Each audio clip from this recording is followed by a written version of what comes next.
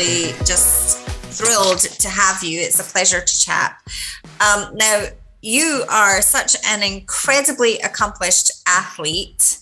And if I get this right, it is 27 medals, 20 of which are gold across World Championships and Paralympic Games. Does that sound about right? That sounds about right. It's getting hard to count, and I don't mean to be big-headed in that regard. It's just a long career. So yeah, I don't think I've ever heard of any athlete. I've certainly never met any athlete being as accomplished as this before. So maybe before we get into talking about your sports, can we spend a little bit of time talking about your disability and the challenges that you face? Because I think this will help people really understand the types of challenges that you face in your daily life and in sport. Yeah, so I guess a bit of perspective. I have a visual impairment, which I've had since birth, but it's a degenerative eye condition. So it gets worse over time. So I face the very realistic probability at some point in my life I will be totally blind. And the condition is hereditary, so I got it from my mum, she got it from her mum, and it's known as retinitis pigmentosa, or RP for short.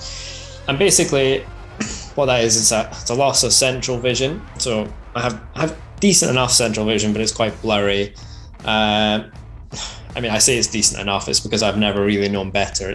I think it's around 5 to 10% of what a fully sighted person would have. So obviously it's quite minimal, but I can use it. Right. A loss of peripheral vision. So I often walk into things that are below me because I don't see things below. I don't see things coming from the sides. Particularly I struggle in low level lighting. So, street lights in an evening are not enough to light the way for me. And I use a white cane in those situations. So in a sporting context, I'm a cyclist, but I ride on a tandem, a bike for two people with a fully sighted person on the front.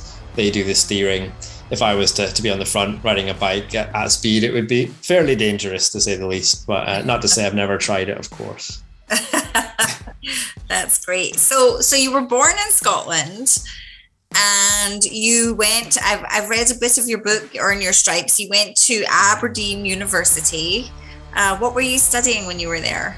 Yeah, my first 25 years of my life were spent in Aberdeen. I was born there, went to school, and then studied physics, of all things, which sounds impressive, but I barely scraped through that degree, and I haven't used it once in my whole career since. So it was one of those things that's nice to have. But yeah, I mean, Aberdeen is home. I still have family there, and it's somewhere unfortunately I don't live because I'm based with British Cycling down in Manchester, but it's somewhere I love to go and visit and see family and friends whenever I can. Mm-hmm. So it was just after your degree, if I remember correctly, you weren't so happy you had a 2.2 in your results, which I also had a 2.2, so I thought that was I was okay with it.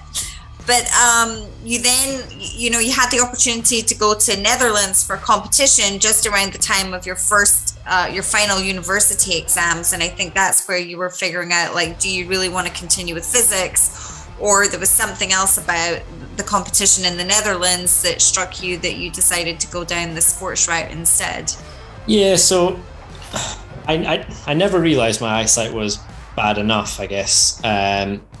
Growing up, that I could be considered an athlete with a disability. So I never competed as a disabled athlete. I just competed as an able-bodied athlete. I was a 1 and 200 meter runner at that point in life. This was pre-cycling. It was just around the sort of time I was getting towards the end of my degree that I bumped into someone through a competition who was part of the Paralympic squad, and got chatting to them, and they put me in touch with the right people. And it turns out my eyesight had always been, of course, bad enough to be considered. It's funny, you just don't realize when you're born with something that it's necessarily a disability. So I just got involved, and British Athletics were quite keen on me when they heard how quick I was running, and put me on their development squad. And then I got this opportunity to go to the World Championships just as a sort of get used to international competitions, see how you get on. It was a great opportunity, and that came just towards the end of my degree, and went, I guess, quite well. And I finished 6th and 7th in my 2 events, which was much better than I expected at that point. And I thought, well,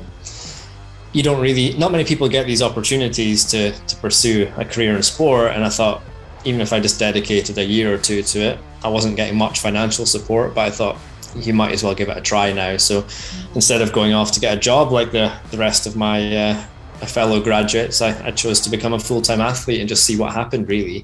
Right, that's great. And then in your book, you talked about, wanting to show people around the world what someone with a disability could do. Can you talk to some of your ambition behind that and why that was important to you?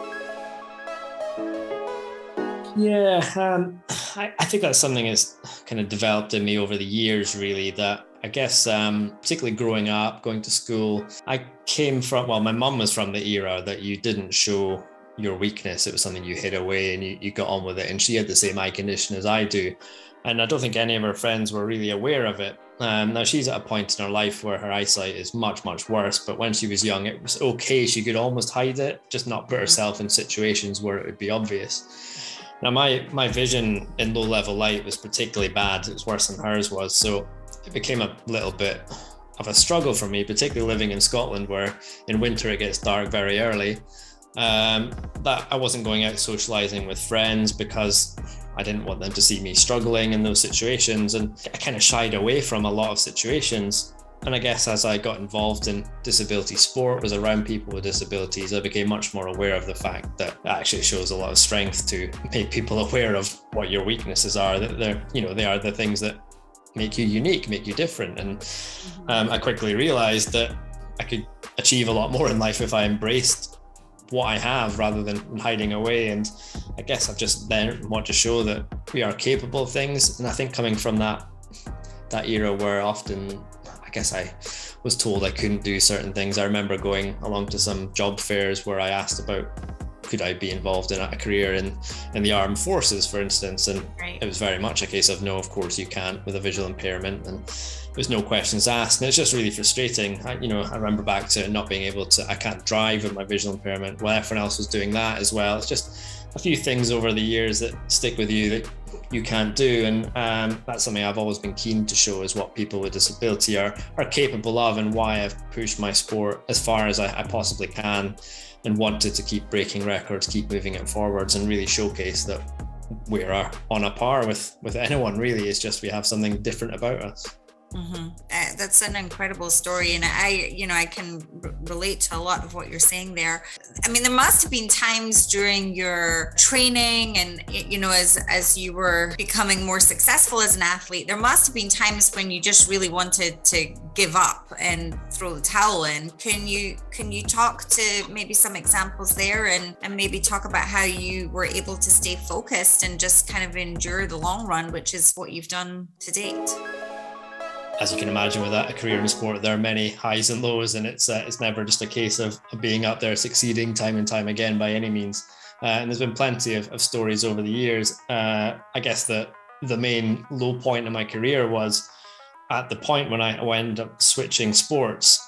As a 100 meter runner, I went to the Paralympic Games in Beijing back in 2008, which seems a long time ago now, which was my first major games experience. And I barely qualified for that team. I was going there as someone to gain experience really again. I was probably never going to be a medal contender, but it was an amazing opportunity for me to go and compete. And at those champs, I performed relatively well as could be expected. I finished 9th and 10th in my two events, so a bit of a step down from those first world champs, but the Paralympic Games is the pinnacle of sport. So 9th and 10th in the world wasn't bad. But unfortunately, when I came home from those champs, I got a phone call from my manager at the British Athletics, and they said, we don't think you've got the potential to make it to the next games, which happened to be London, our home Paralympic Games in the UK. We're terminating your contract with immediate effect. And At that point, I thought, my career is done. That's it. It's over. It's it was nice. It was fun. I didn't really achieve much, but that's it. And I'd love to say that it's a case of I'm one of those incredibly resilient people that I just got on with it and off I went, but it's not that simple, is it? I mean, I was essentially grieving for the loss of my career at that point, and it was quite an emotional time, and I probably did slip into a period of depression where I was struggling. And it took me a couple of months really to almost work through that. And then I guess there was that spark of competing in a home Paralympic Games was there. It was something that was kind of hidden away for a little while, but I was able to see it after a couple of months. And I just decided at that point, I need to find a way to be part of those games in London in 2012. And I essentially decided I was going to try every sport I could with the hope of just being good enough to make it to the start line or on the field of play, whatever it might be.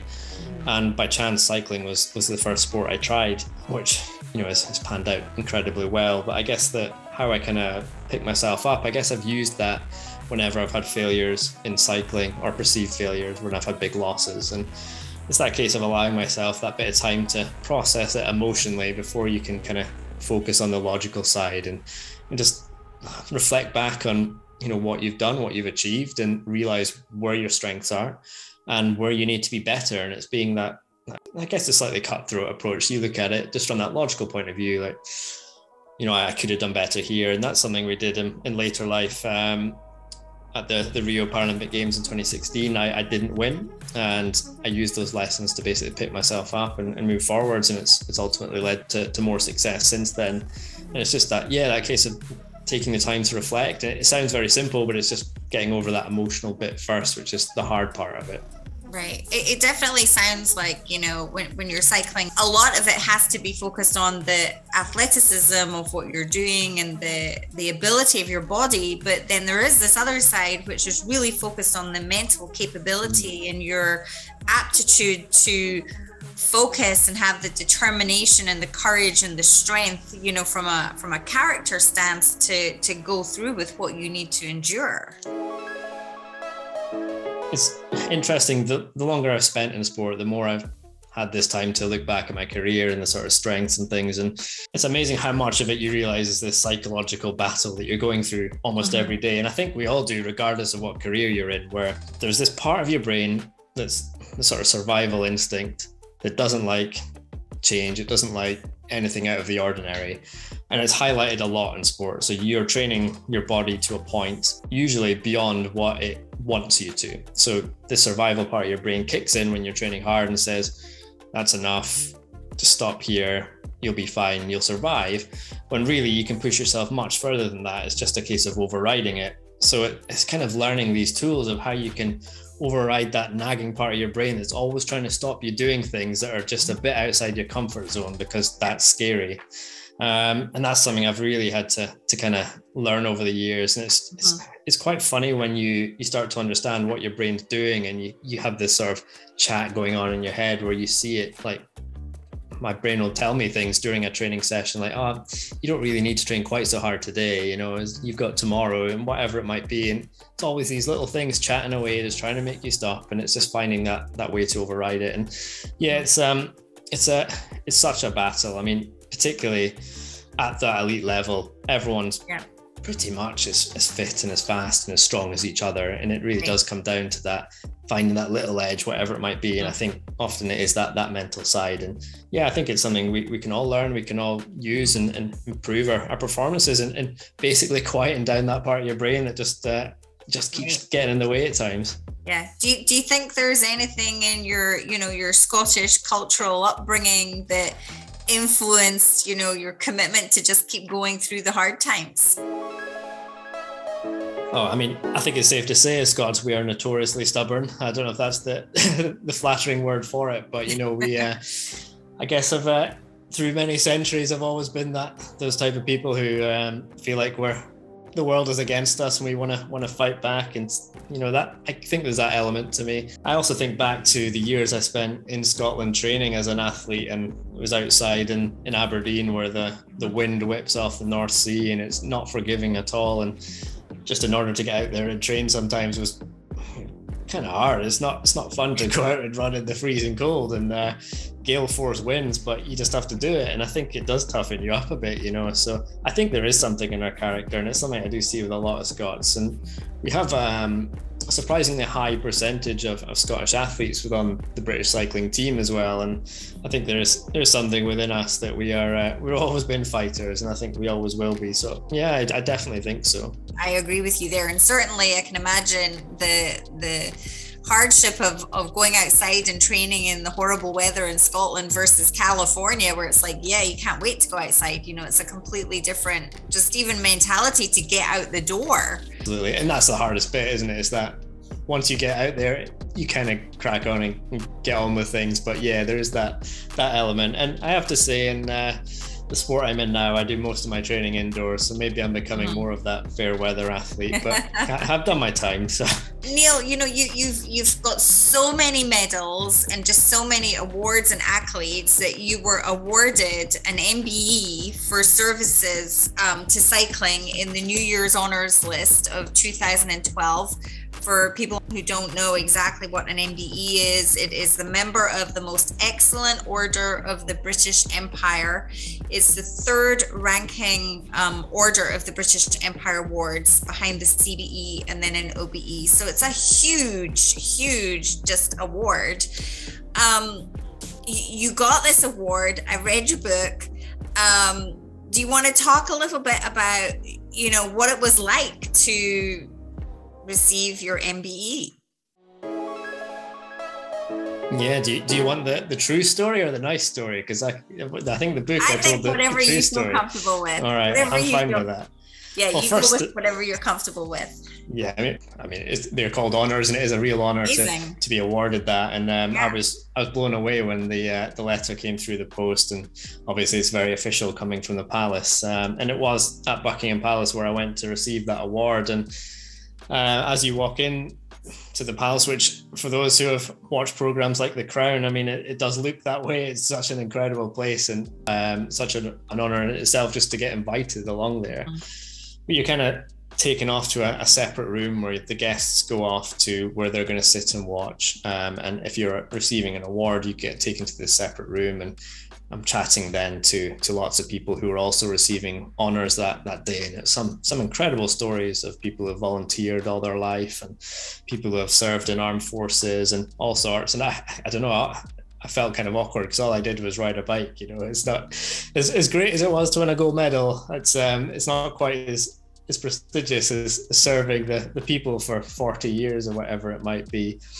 But it was while we were in that room chatting that it was announced that it would be the Queen herself who was going to be honouring us that day, which was, you know, she was doing a lot less at that point. She's doing even less these days, obviously, the older she gets. So that was a great moment to know that you get the chance to speak to her.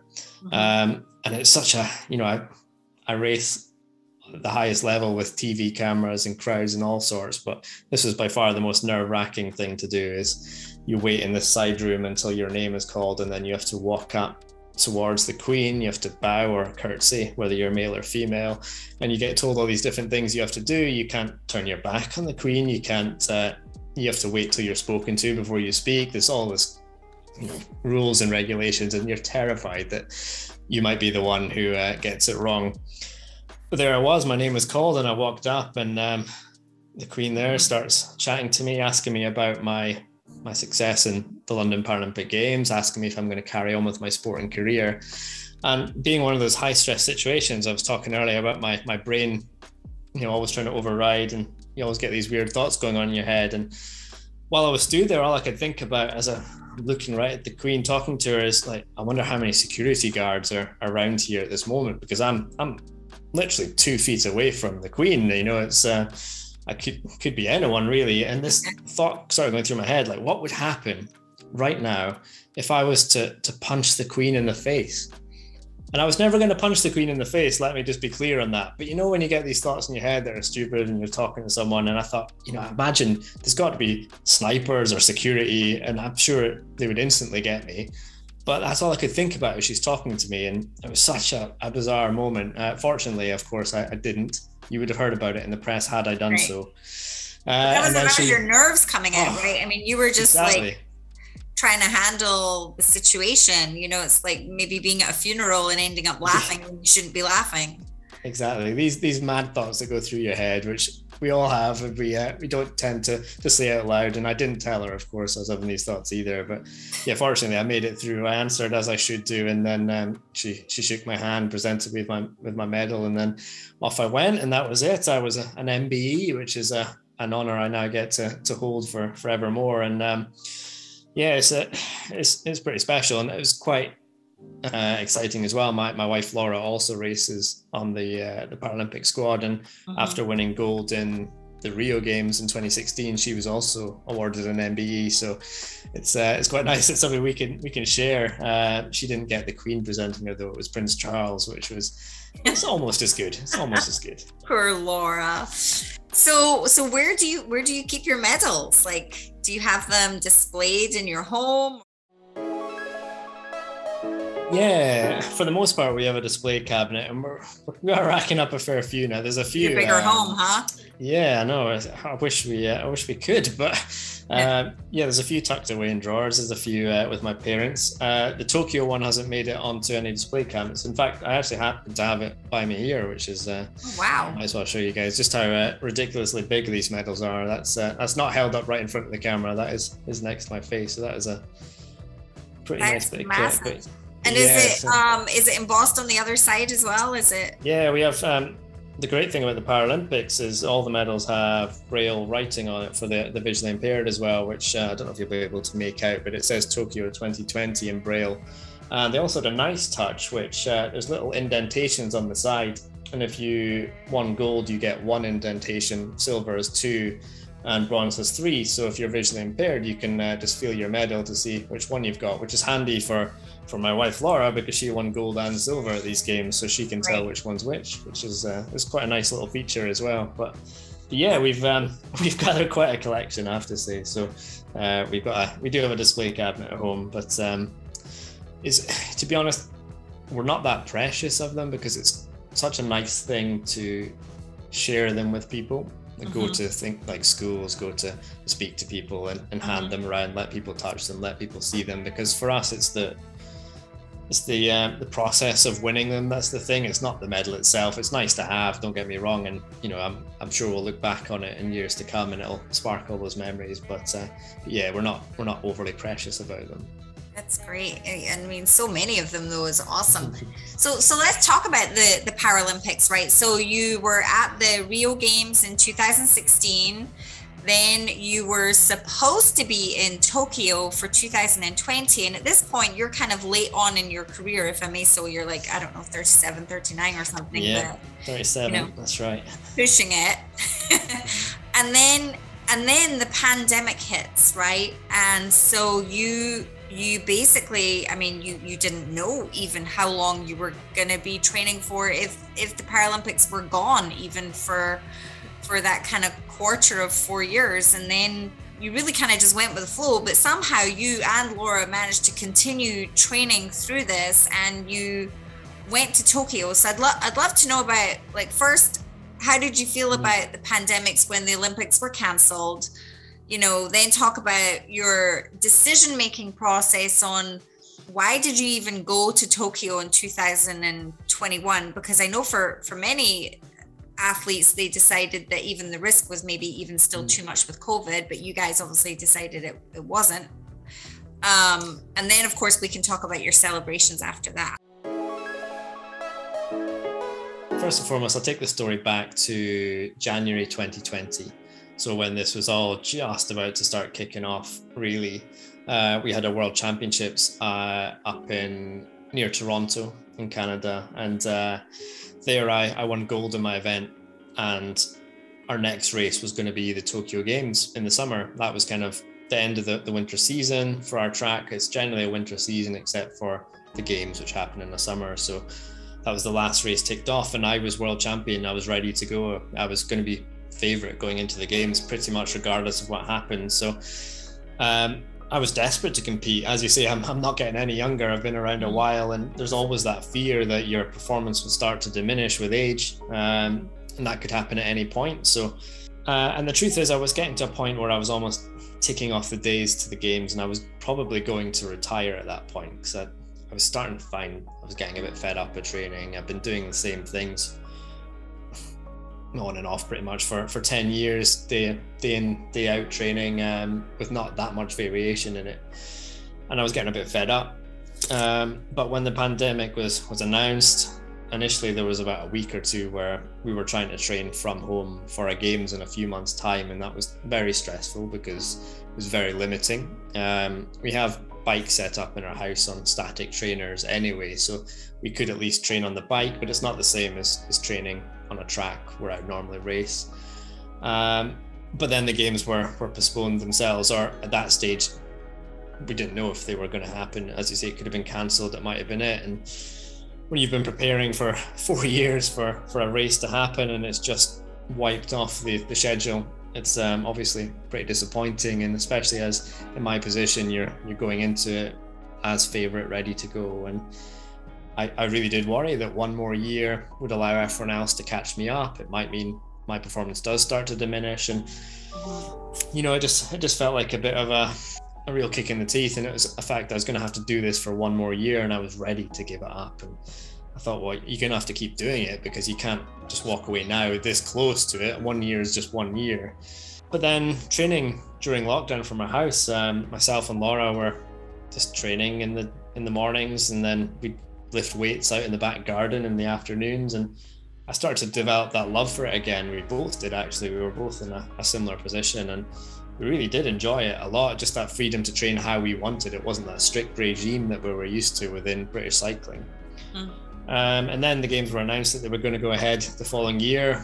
We came out of lockdown, we were able to go back training, and I had that fear that I was going to get back to the same old and slip into old habits and not enjoy it again. But I sat down with my coach and we looked at doing things in a different way. And since then, I've really thrived as an athlete, that we just approach training in a more enjoyable way, just a different way, approach things slightly differently, and it made such a big difference.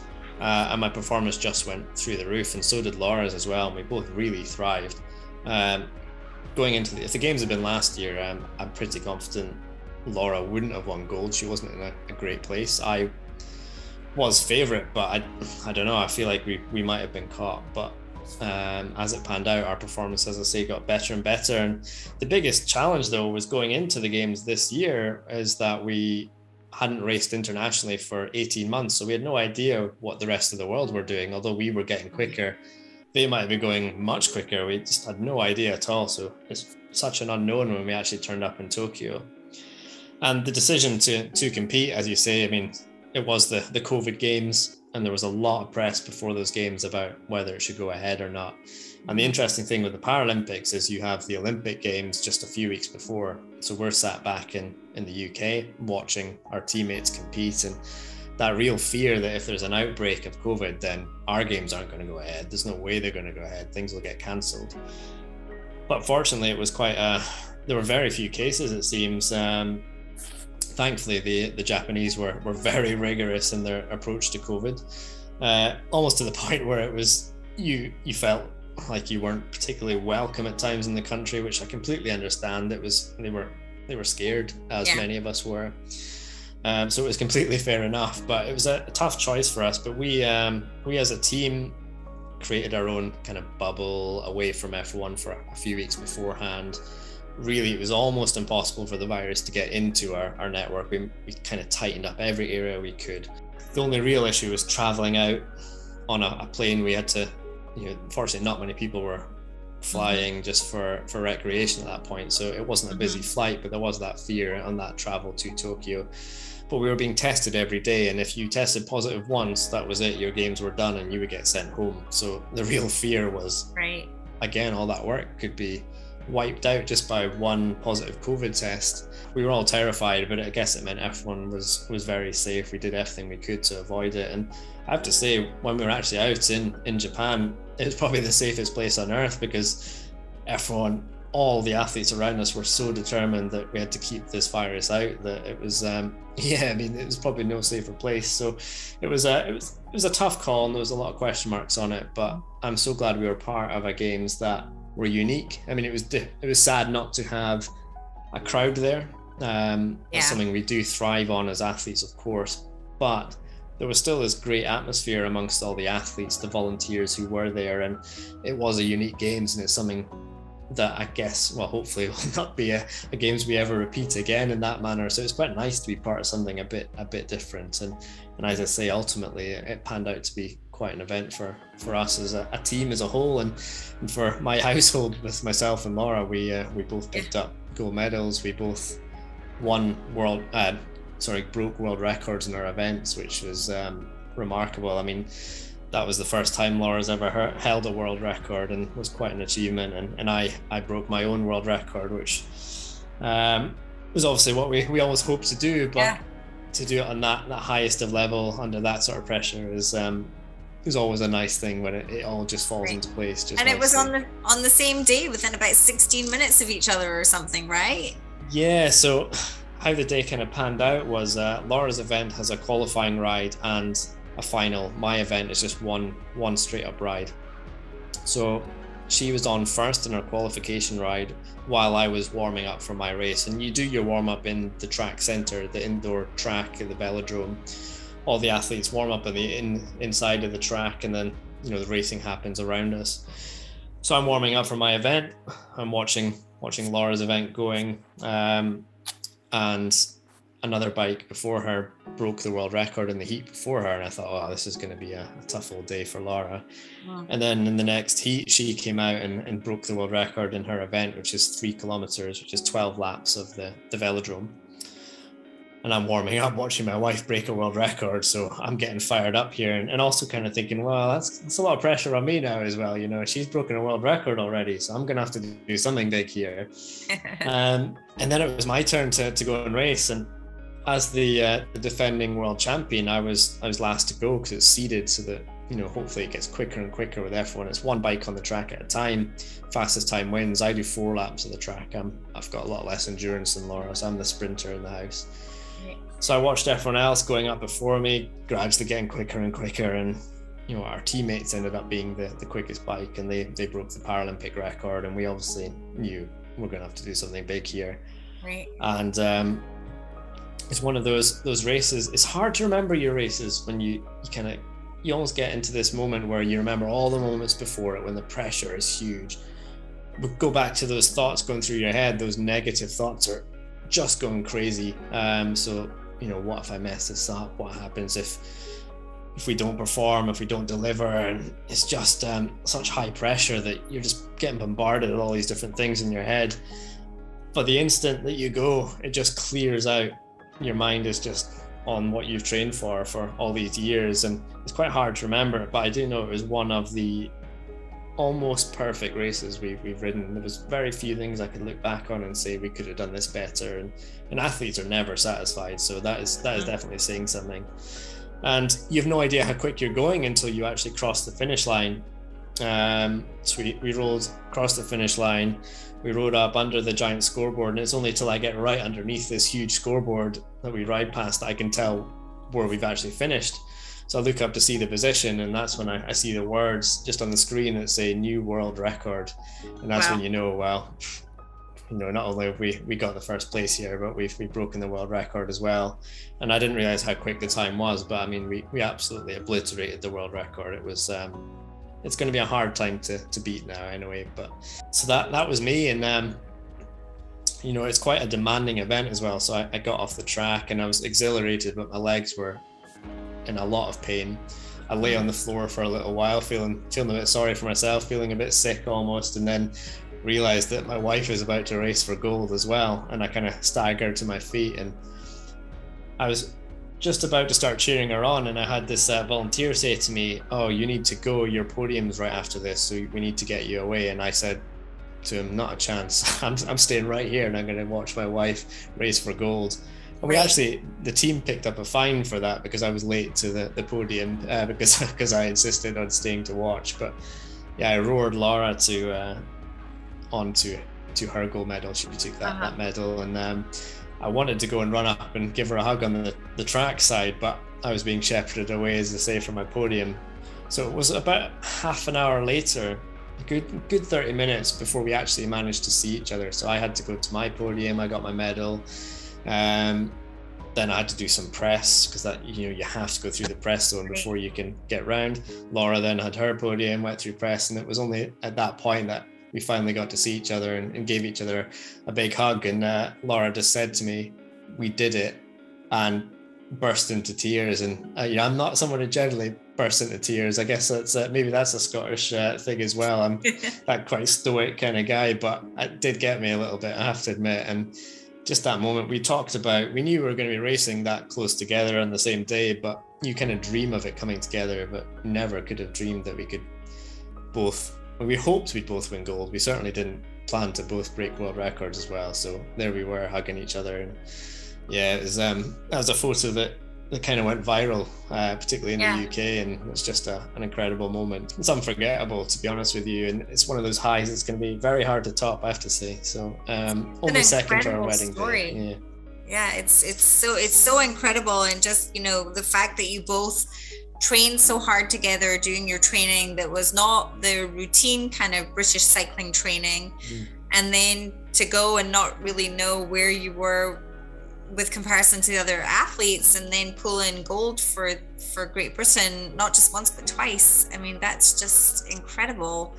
Yeah, 3 times even, because Laura got 2 medals. Yeah, she did. And I think a lot of it was that we were in such a lucky position during the lockdown and the pandemic that as 2 athletes in the house together, when one of us was struggling, the other one could kind of say, like we need to work today.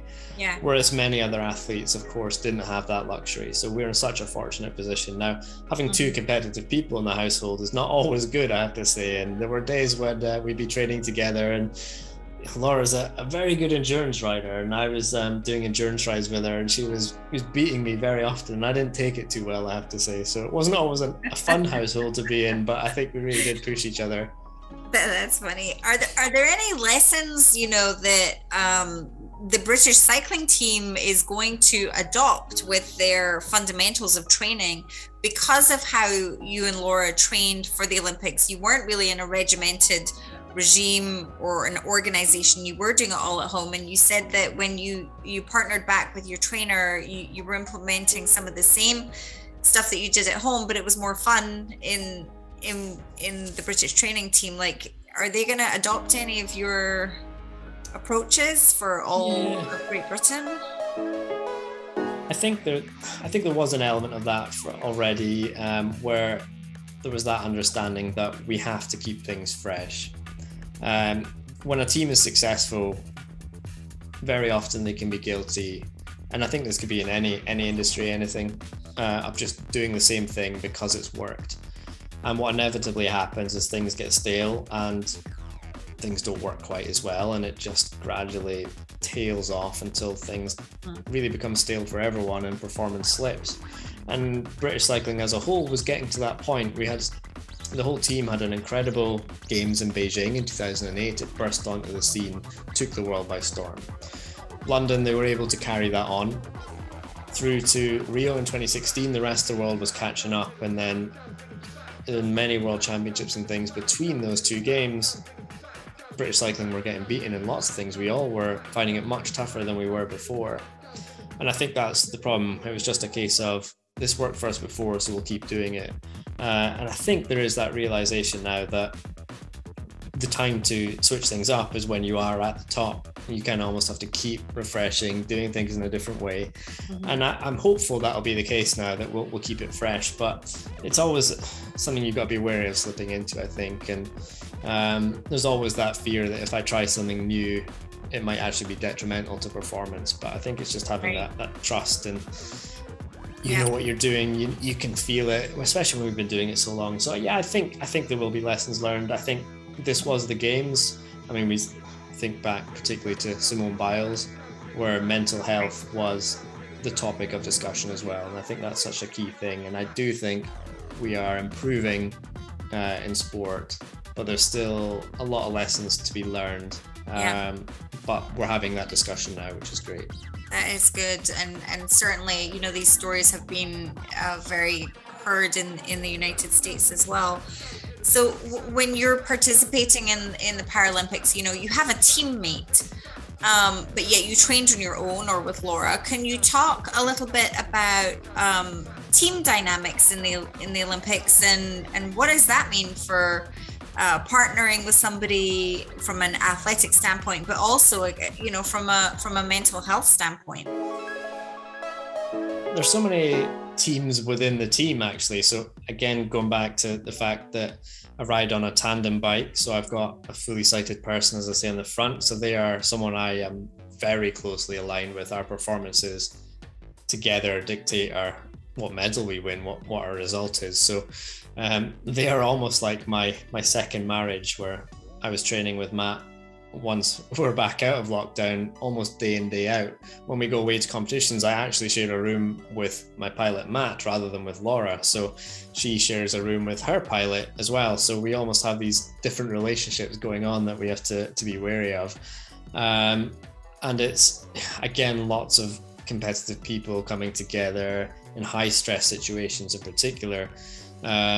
So it's never always just smooth sailing, and Matt and I often have our differences where we have to argue things out about how we want to train to get the best out of the bike. And it's almost always understanding that we're working towards that same goal, and we have to be reminded of that from time to time, and kind of settle our differences, and then realize we're both coming at this just from slightly different angles, but the same outcome in mind. And then there's the wider team of the other athletes who are competing in other events, who again, we were, as I say, enclosed in this sort of bubble where we were all living together before the games, during the games. Again, lots of athletes who are out at the biggest event of their life. We've been working for this for 5 years, and again, that high stress situation. And beyond that, it's not just the athletes, where we've also got all the support staff, so coaches, physios, nutritionists, mechanics, and the list goes on and on, of all these people who are behind the scenes, who are in such an integral role to our the outcome of our team performance. And traditionally at games, it can be quite, as I say, it's high stress situation. I've been in many teams where things haven't been good. It's not been a good atmosphere. Everyone's almost hoping, not necessarily that everyone else will do well, but you hope that your teammates do well. But there were people you kind of thought, hopefully I win, and if they don't, well, so be it. You almost weren't that fast, but we managed to create this real great dynamic this year where everyone was really in it together. And I don't know if that was partly because of the COVID thing, going through this thing together as a team, where everyone was just really behind each other, and our squad as a whole performed incredibly well. I mean, that day you were talking about with myself and Laura winning gold, the team sprint was another event. They also won gold. And the days before that, I watched other teammates breaking world records, winning golds all over the place. And I don't know. It's just when F1 actually comes together and communication links are there, we're all realizing why we're working towards it. It's amazing sort of how the performance steps up. And especially when, on day one, you see your teammates winning and performing well. And it's actually our apartment mate. So there was myself and Matt, who were then the tandem together out in Tokyo, and also a guy called Jacko Van Gass, who's actually, he served in the armed forces and lost an arm while serving in Afghanistan. He was our roommate out in Tokyo, and on day one we saw him taking gold medal, and then he came back to the apartment and was obviously elated. We could see that medal he had, and you kind of looking at it thinking, wow, if Jacko can do it, then we can do it. And then, whoever was next door to us in their apartment the following day, they went and won, and it was just this snowball effect, that win after win after win, and you just want to be part of it. And I wasn't on till the last day of the track, so you almost got to the point you were sick of watching everyone else winning, and just thinking, when's it going to be my turn? And it's such a great thing when you've got a team performing like that. And it was a real privilege to be part of it, and I think it was from lessons learned in previous games where it hasn't worked so well. Not everyone has to get along for a team to work either. There are people you have differences with. We know how to keep away from them or just deal with the problems we need to. And it was really nice to be part of that. And it's something we've had to work on as a team. And I think it's easy to take for granted that you get out there and everyone's going to be friends and everything's going to work well. It's something you do have to really sit down with our team psychologist and delve into. And that's what we did. That's amazing. And then from that, so there's the team dynamic, and then there's also the mechanics dynamic, right? You have a bike that you need to take care of. How does that work? And have you ever used the very famous Scottish phrase that a shoddy workman blames his tools?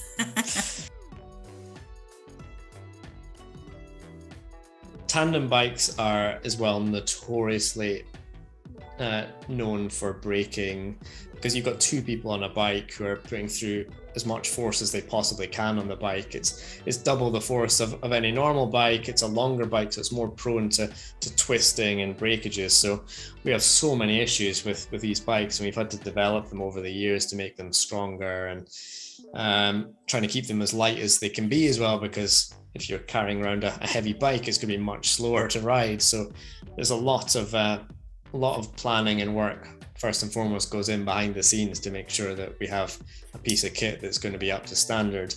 But then, for much of the year, we do have mechanics at British Cycling, but when you're involved in training sessions, you have to look after your bike yourself. And it's not my strength, if I'm honest. So I generally just let Matt do the work, or whoever my pilot is, and I try not to get too involved, because that kind of I don't think I would be trusted to put a bike together that we're going to be hurtling around a track at sort of 50 miles an hour. If anything goes wrong, it's pretty catastrophic. So but when we actually get to the games, we've got this big mechanicking team where we had 3 guys who were looking after all the bikes, and you actually don't even touch your own bike when it gets to that stage. The idea is you're just the rider almost, and the bike is presented to you at the start line, and you get on it and off you go, which is quite nice, because it takes all that pressure off. But it was interesting, because in the days before our final sort of training session, before our race day, we were practicing a start out of the starting gate, and we had an issue with the bike where we slipped out the starting gate. And if that was to happen on race day, I mean, that could be the difference between winning and getting nothing at all. So there was real panic at that point, because also with the way it was with COVID, we weren't able to get back on the velodrome on any other days, because if you weren't racing, you weren't allowed in the velodrome. So we had to sit down with the mechanics and try and figure out what had gone wrong here, and how do we fix it. And again, it was that ability just to take a step back, think through logically, like, well, what can we fix? What can't we fix? How can we do things slightly differently, just to ensure if we do have a problem, it's going to be minimized. And we thought through all these processes in our head. If it worked well, great. If we were to slip again on race day, what do we do to try and combat that and minimize the time we lose? And the mechanics did a fantastic job. They realized what the issue was. There was a slight problem with our bike. They did something that they thought would make the bike faster, and actually caused this problem. They realized that's what it was, managed to troubleshoot it, and come race day we had no issue at all. So it's nice to have experts in that field do the work for you, and realize that you don't need to be the expert of everything, and let the people who know what they're doing do their job, and they did ultimately, and that's the glory. The glory kind of came because of that. So yeah, I mean, if it were me, I'd be blaming the tools, but fortunately, as I say, I don't go near the bike. I just have to deal with my bike at home from time to time, and that's when I look up the YouTube videos and things as to the how-tos. I'm that kind of basic with it at times. That's great. Neil, you're such an inspiration, and you're a true hero to the British public. You really are. What kind of advice would you have for younger kids today who are trying to get involved in something like this, any kind of sport that they're passionate for? The biggest takeaway for me, when I was sort of a young teenager, I was quite slow at developing. I was much smaller than all the other kids. They got bigger, stronger, faster than me. But I was still involved in sport. But I lost almost every race I did between the ages of, I think it was about 13 and 17. So a career in sport never seemed likely at all. I mean, I was the least likely. I just enjoyed the social aspect of it, if I'm honest. I spoke earlier about my eye condition, that I was kind of shying away from socializing with friends after school because it was dark, whereas sport was my kind of getaway where I could be myself almost. I just loved that. So I'm such an advocate for it doesn't have to be sport, it could be involved in anything really, but just get out there and get involved in things, because you never know what's going to happen in later life. And as I say, from someone who lost every race they did for 4 years at that age, had been easy to give up. And I saw lots of people who were much more talented than me who did give up. And you can't help but wonder where could they have been if I've been able to achieve what I have from that position, then, you know, why can't anyone else? There's no reason why not. And yeah, for me, it's just get involved and just have fun, enjoy it. That's the biggest thing. And again, even in later life, when I just spoke there about pre-games, when I wasn't enjoying my sport, and how just doing things a different way and finding that enjoyment again has led to so much more performance that I was able to get. So I know it's the kind of answer that often people give, but if you can just find a way to enjoy things and not have that stress of, you know, am I gonna make it or not? Because at that age, it doesn't matter. Things change so quickly the older you get. I hear you there. And then we talked the other day about you know, what does it take to make a habit? You know, for so many people with the pandemic, they have lost the ability or the connection that they used to have to enjoy sports the way that they used to and have a healthy lifestyle. I think the statistics in America are that the average person has put on 17.5 pounds during the pandemic. Like, what advice do you have to people to build a habit around kind of just getting back into things? Yeah, well, I'm sure the stat is it's something around 66 days, they say, to create a habit. So what happened during the pandemic is we had longer than that, more than 66 days, where we've managed to create a lot of bad habits, and it's become our norm now. You know, particularly those who weren't able to leave the house for that sort of period of time, minimal exercise, if any at all. And that's now become the habit. And then suddenly it's that expectation that you just get back into it now that the world opens up slightly. And it's just not that simple, because you need to now recreate new habits. And I think we said earlier that the hardest part is that first step, that getting out the door and doing something. Like, the thought of doing stuff is always way worse than the doing. And I have this every single day in training. I'll wake up and look at my training program and just think, not today. Like, I'm tired. I can't face doing this again. But as soon as you start, it's amazing. Like, you've got going, and then there's a part of your brain thinks, well, you know, I've got this far, and maybe I'll push a little harder today. Maybe I'll lift a heavier weight today. And it's just that first step's the hardest bit. So it's just a case of almost eliminating all the stumbling blocks that could stand in your way, whether that's having to, you know, do some work. Maybe it's having the kit by the front door, the trainer is ready to go, so you don't have to go looking for them, because every little thing that could get in the way will find a way to stop you doing it, and it's inevitable. And so it's just a case of make it as easy as you possibly can. And once you take that first step, then that's the hardest bit. You do that 7 days in a row, you start to get that routine going, and probably you'll keep going. And for me, the best thing I ever did is have a way of tracking progress in everything I do, because we all come from the video game generation where we thrive off of getting to the next level, getting unlocking something new, getting an achievement, whatever it might be. And I do that with my training now as well. So I set myself these little goals where I've got kind of progress bars. It might be tracking how far you walk every day, how many steps you take, whatever it might be. And once you start doing that, it becomes really addictive as well. Like, you want to keep your run going. You want to break your record. You want to unlock a badge, whatever it might be. And even elite sports people are doing this because it's so addictive, and it's just a way of creating that habit. And once you get to that point, 60 odd days down the line, chances are you'll carry on, because now that's the easy thing to do. So for me nowadays, I wake up in the morning, I have my breakfast, and then I get on the bike, because that's what I always do. And once you're on there, that's it. You're on your way. So that's it. That's great. Well, I want to close by thank you for all of your great insights and conversation on your sports and achievements. I want to just close by talking to you a little bit about where maybe some of your favorite places in Scotland are. I know that you happen to be up in, I think it was the Isle of Islay, supping whiskey after your achievements. Do you want to talk about where you like to go in Scotland? Oh, I mean, It's such an amazing country. It's a shame about the weather, as we all know. That's the biggest stumbling block with Scotland, but that's what makes it so beautiful. But I mean, first and foremost, I love going home to Aberdeen in the northeast. But we, myself and Laura, had a fantastic holiday visiting the Outer Hebrides, the Inner Hebrides, and some of the Highlands as well after the games. And I have to say that island lifestyle is something that really appeals to me.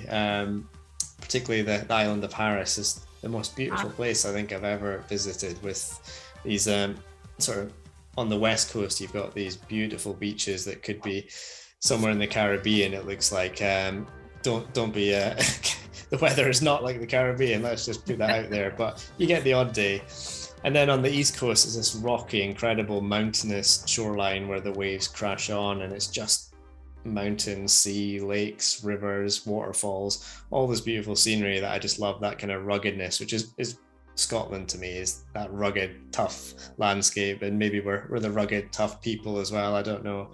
So yeah, there's a lot of great places out there, but for me, the Isle of Harris is something pretty special, and for those who haven't been, that is well worth a visit. Yeah, I've seen a lot of pictures of Harris, and it definitely looks unbelievable, just amazing. That's great. Well, I really want to thank you for your time here today. It has been a pleasure, and I look forward to connecting with you again. For everybody who's joining us today, this is Neil's book, Earn Your Stripes. It's a fabulous read, and thank you again, Neil. It's been wonderful to meet with you today. Thank you. Yeah, my pleasure.